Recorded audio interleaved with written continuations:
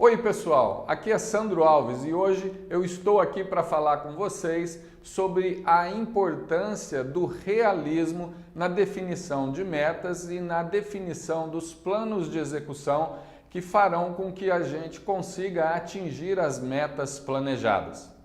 Num vídeo anterior, onde eu falei sobre a importância das metas e dos planos de execução em nossas vidas, eu mostrei o quão é importante para qualquer um de nós saber aonde queremos chegar. Se não sabemos onde queremos chegar e se não temos um plano de execução para chegarmos nesse lugar, nós parecemos mais como um barco à deriva em alto mar. Gastamos energia o tempo todo e no final das contas não chegamos a lugar algum.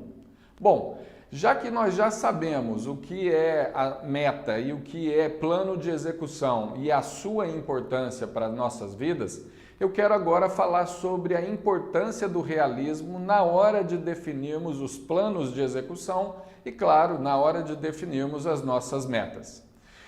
Veja que para que a gente tenha meta, basicamente, nós temos que saber duas coisas. A primeira delas é o ponto A, que significa que representa a situação atual na qual você se encontra. E depois precisamos de um ponto B, que representa o futuro projetado ou o futuro desejado. Veja que ao construir o ponto A e você projetar o ponto B, você cria o que a gente chama de gap de insatisfação. Esse gap de insatisfação representa basicamente a faísca impulsionadora que faz com que você entre em ação. Sem esse gap de insatisfação, não há o impulsionamento para a ação. Porque veja só, se você tem uma situação atual e você é plenamente satisfeito com ela, qual a razão para que você tem para entrar em ação? Agir para quê? Para chegar aonde? Portanto, a existência do gap de insatisfação é a faísca, é aquilo que impulsiona você, é aquilo que faz com que você comece a andar em direção, a caminhar em direção ao ponto B, que é o futuro que você tanto deseja, que é o futuro projetado que você tanto busca. E aí entra uma questão muito importante relacionada ao realismo para que a gente defina com clareza e precisão os pontos A e os pontos A e B. O ponto A representando a sua situação atual e o ponto B representando o futuro desejado. Então vamos lá.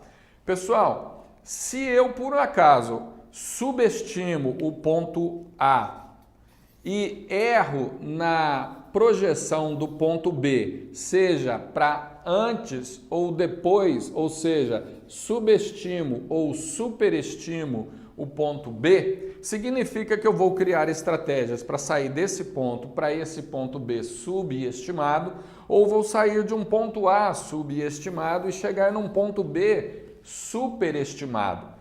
Aqui significa o seguinte, que você acredita estar pior do que você realmente está.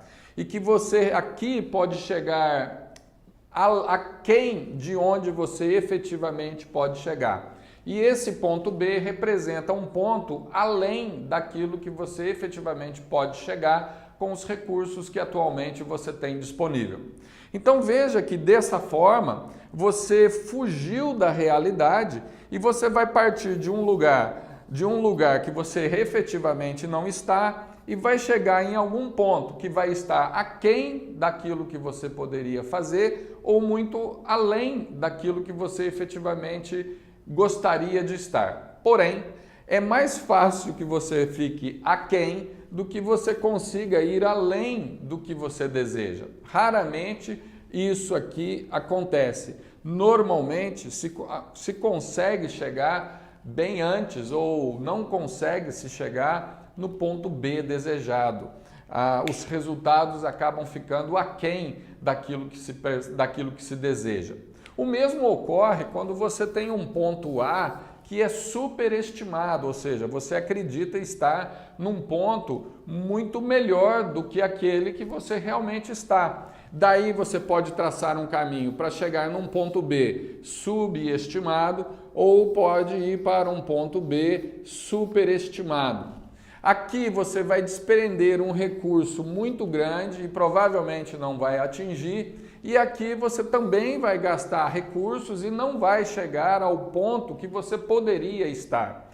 Isso significa que os resultados vão acabar ocorrendo de forma inferior ao que poderia acontecer. E no final das contas, todo mundo vai se frustrar. Portanto, definir com clareza e um grau de realismo bastante forte o ponto A, sua situação atual, e o ponto B, a sua situação futura, projetada, desejada, é fundamental.